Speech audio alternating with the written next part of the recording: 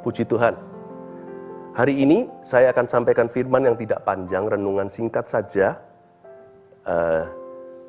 Saya mau lebih banyak fokus ke berkhotbah besok waktu kita ibadah online di gms.church/streaming. Besok topik tema yang saya bawa berjudul Berkat Setelah Krisis. Ini adalah part 2 setelah minggu lalu. Nanti kita akan belajar langsung dari firman Tuhan, dari cerita Ayub, bagaimana kita bisa dibela sama Tuhan.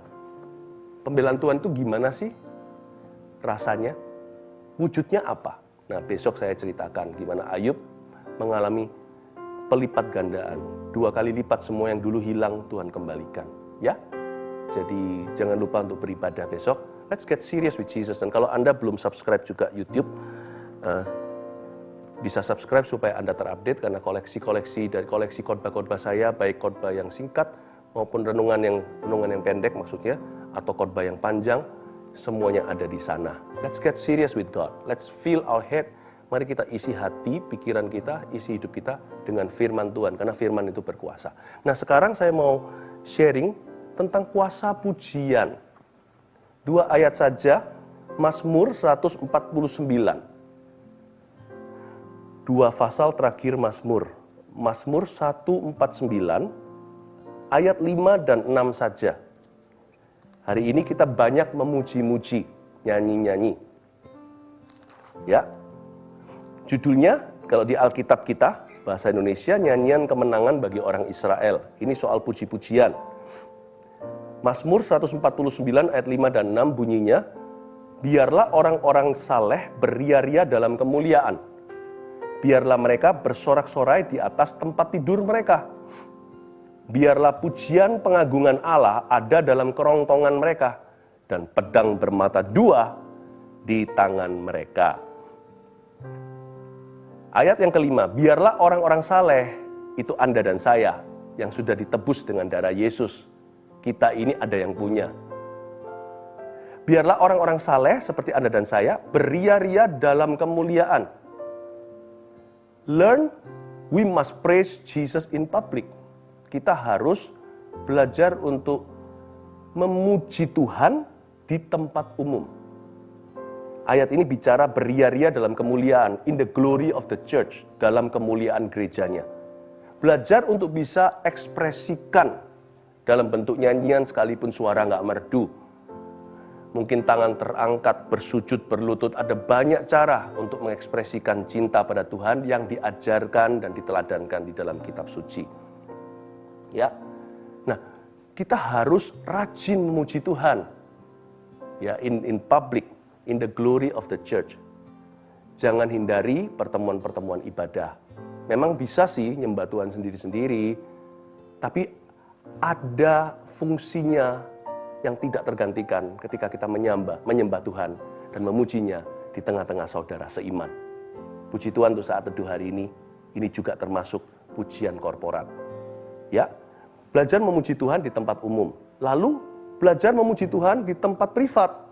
Alkitab mengatakan di ayat 5b, biarlah mereka, yaitu Anda dan saya, bersorak-sorai di atas tempat tidur mereka, in the privacy of our bedroom. Yang tadi in the glory of the church, sekarang in the privacy of the bedroom. Jangan hanya mampu memuji Tuhan ketika asyiknya rame-rame, ketika di tengah orang banyak. Tapi waktu sendirian, kita tidak membiasakan diri atau tidak punya gaya hidup untuk memuji. Enak loh memuji Tuhan sendiri, intim sekali. Kalau nggak bisa musik nggak apa-apa. Bisa nyalakan lagu kan, ada banyak cara. Kita bisa mendengar lagu sambil menyanyi. Singing along namanya, ya, karaoke sorgawi. Yang penting kan hati kita memuji Tuhan. Enak loh memuji Tuhan sendiri itu, apalagi kalau suara nggak merdu. Orang lain nggak bisa kritik kita, sebab Tuhan pasti sayang dan tambah sayang melihat kita memuji Dia. Tuhan nggak bisa lebih mengasihi kita, kasihnya sudah sempurna, tapi lebih sayang, lebih dekat maksudnya, ya kan? Memuji Tuhan itu mendekati Allah, dan waktu kita memuji Tuhan, problem kita menjadi kerasa lebih kecil. Terasa lebih ringan.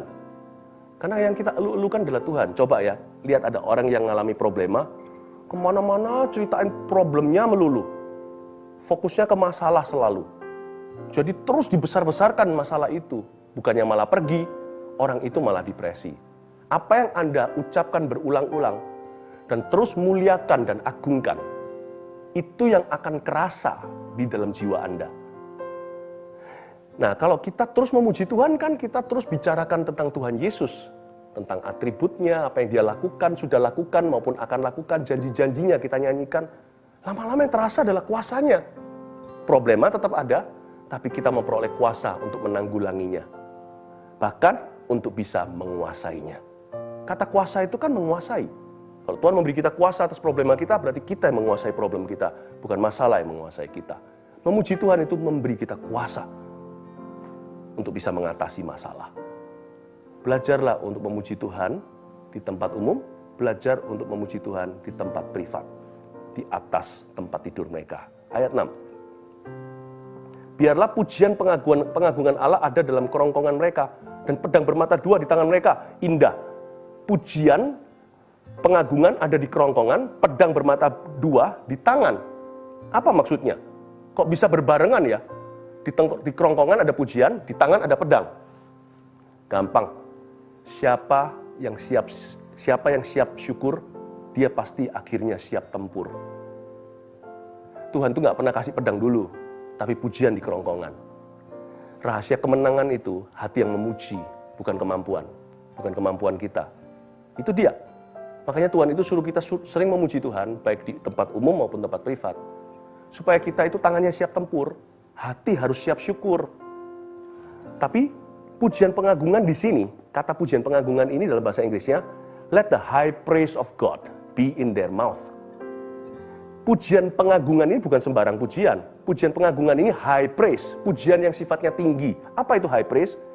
High praise itu satu artinya korban pujian. Kenapa disebut high praise, pujiannya tinggi? Karena kita lagi rendah.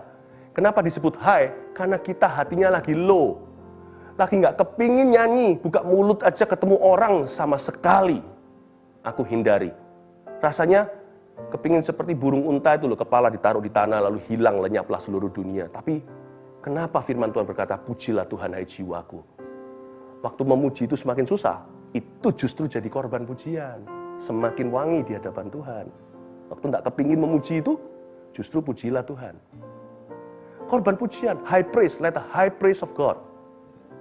Nanti kan goyang tuh seluruh penjara seperti Rasul Paulus dan Silas. Kata high praise di sini, pujian yang tinggi, arti keduanya bukan hanya hati kita low, makanya pujiannya tinggi.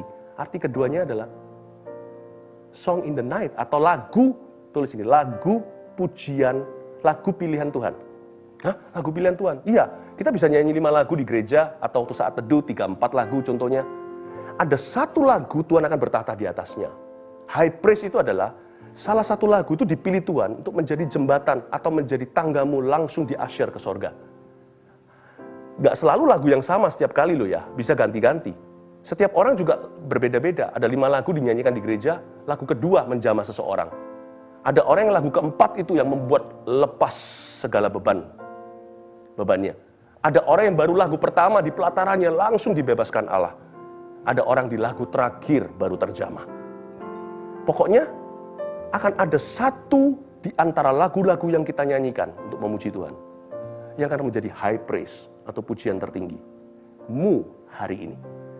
Di atas pujian itulah Tuhan khusus bertata untuk membawamu ke, tanda kutip, ke sorga. Membawamu naik ke level hadirat Allah. Seperti seolah-olah tiba-tiba dibawa ke alam yang berbeda. Atau tiba-tiba Kristus turun dalam situasimu. Itu dia, itu artinya high praise. Lalu pujian pengagungan ada di dalam kerongkongan kan? Pedang bermata 2 di tangan. Wow, dahsyat ini. Pedang bermata 2 di tangan. Tulis baik-baik di hatimu. Kuasa pujian selalu berujung pedang bermata 2 di tangan. Maksudnya, kuasa pujian itu selalu ujungnya adalah kuasa firman. Udah gitu aja. Makanya saya sebelum baca Alkitab selalu memuji-muji Tuhan. Selalu berdoa dulu.